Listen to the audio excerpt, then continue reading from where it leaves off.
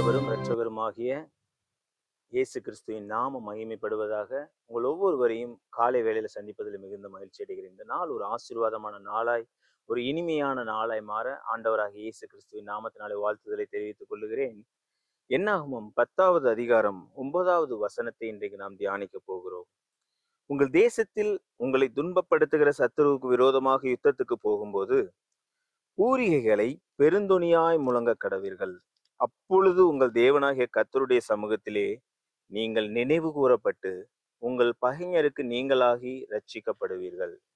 இந்த பூரிகைகள் அப்படின்றது எப்பவுமே என்ன பண்ணுவாங்க அப்படின்னா, யுத்தத்திற்கு போவதற்கு, யுத்தம் ஆரம்பிப்பதற்கு முன்பாக ஆண்டவராகிய தேவனால் இது ஏற்படுத்தப்பட்ட ஒரு காரியமாய் காணப்படுகிறது. இந்த ஓதும் பொழுது ஆண்டவர் உடனே ஆண்டவர் என்ன நினைப்பாராம், அந்த ஜனங்கள் மேல நினைவு கூர்ந்து உடனே அவர்களை விடுவிப்பதற்காக இதை ஏற்படுத்தி இருக்கிறார். இது பழைய ஏற்பாட்டு காலத்துல. புதிய ஏற்பாட்டு காலத்துல ஆண்டவராகிய இயேசு கிறிஸ்து நமக்கு கொடுத்திருக்கிற மிகப்பெரிய பூரிகை என்பது நம்முடைய ஜெபம்தான்.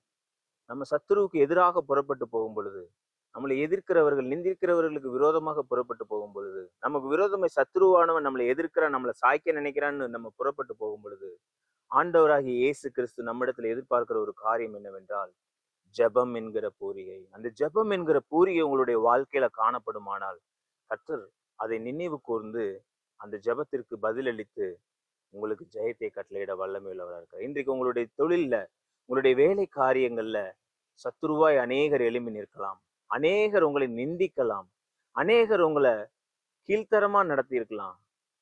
இதெல்லாம் நீங்க நினைச்சு கலங்கி போகாம, இப்படிப்பட்ட மனிதர்களுக்கு பின்பாக திரைமறைவிலிருந்து கிரியை செய்கிற சத்துருவை அழிப்பதற்கு நீங்க பண்ண வேண்டிய ஒரு காரியம் என்னவென்றால், ஆண்டவருடைய சமூகத்துல முழங்கால் படியிட்டு ஆண்டவரை நோக்கி ஜெபம் என்கிற பூரியை நீங்கள் முழங்கும் பொழுது, இயேசு கிறிஸ்து அந்த ஜெபத்தை கேட்டு நிச்சயமாய் உங்களுக்கு பதிலை அளித்து உங்களுக்கு ஜெயத்தை தர வல்லவராக இருக்கிறார். நிச்சயமாய் உங்களுடைய வாழ்க்கையில காணப்படுகிற சத்துரு முற்றிலுமாய் முறியடிக்கப்பட்டு நீங்கள் ஜெயம் எடுத்த ஜெய வீரனாய் நீங்கள் ஆண்டவருடைய சமூகத்துல காணப்படுகிறது மாத்திரமல்ல, எந்த சத்துருவெல்லாம் உங்களை எதிர்த்தானோ அந்த சத்துருவுக்கு முன்பாக தலை நிமிர்ந்து செல்வீர்கள். ஆண்டவர் உங்களை அப்படியாய் மாற்றுவார். இன்றைய தினத்துல இந்த பூரிகைங்கிற ஜெபத்தை நீங்க விட்டு விடாம ஆண்டவருடைய சமூகத்துல எப்பொழுதும் அந்த ஜெப தூபம் எழும்பிக் கொண்டு இருக்கும்படியாய், ஜெபம் என்கிற பூரிகை உங்களுடைய வாயிலிருந்து புறப்படுகிறதோட மாத்திரமல்ல, தொடர்ந்து தொனிக்கும்படியாய் நீங்க செய்யும் பொழுது ஆண்டவருடைய சமூகத்தில் நீங்க நினைவு கூறப்படுவீர்கள். ஆண்டவர் உங்க வாழ்க்கையில ஜெயத்தை கட்டளையிடுவார் என்பதுல ஒரு துளி கூட சந்தேகம் இல்லை. ஆண்டவர் அப்படியே செய்து இன்றைக்கு உங்களை ஆசீர்வதிப்பாராக. கண்களை மூடி ஜெபிக்கலாம். ஆண்டவரே, நாங்கள் நிந்திக்கப்படும் பொழுது, சிட்சிக்கப்படும் பொழுது, நாங்கள் சோதனைக்குட்படும் பொழுது, அநேகரால் கீழ்த்தரமாய் நடத்தப்படும் பொழுது, நாங்கள் ஜெபம் என்கிற பூரிகையை ஊதி அவர்களுக்கு முன்பாக ஜெயத்தை ஏறெடுக்க தேவனாகிய கர்த்தர் அப்பா அப்பொழுது எங்களை நினைவு கூர்ந்து எங்களுக்கு ரட்சிப்பை கட்டளையிட வல்லவராக இருக்கிறீர் என்பதை நாங்கள் விசுவாசிக்கிறோம். அப்படியே பழைய ஏற்பாட்டு கால பரிசுத்தவான்கள் எல்லாம் செய்து எல்லா காரியங்களும் ஜெயம் எடுத்தார்கள் சுவாமி.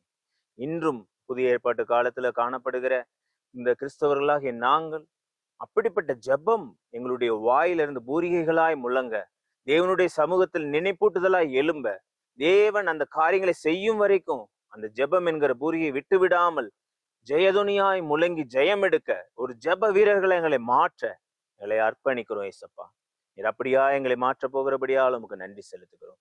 ஜெபிக்கிறோம், ஜெயம் எடுக்கிறோம். இயேசுவின் மூலம் வேண்டுகிறோம் நல்ல பிதா. ஆமேன், ஆமேன். God bless you. God bless you.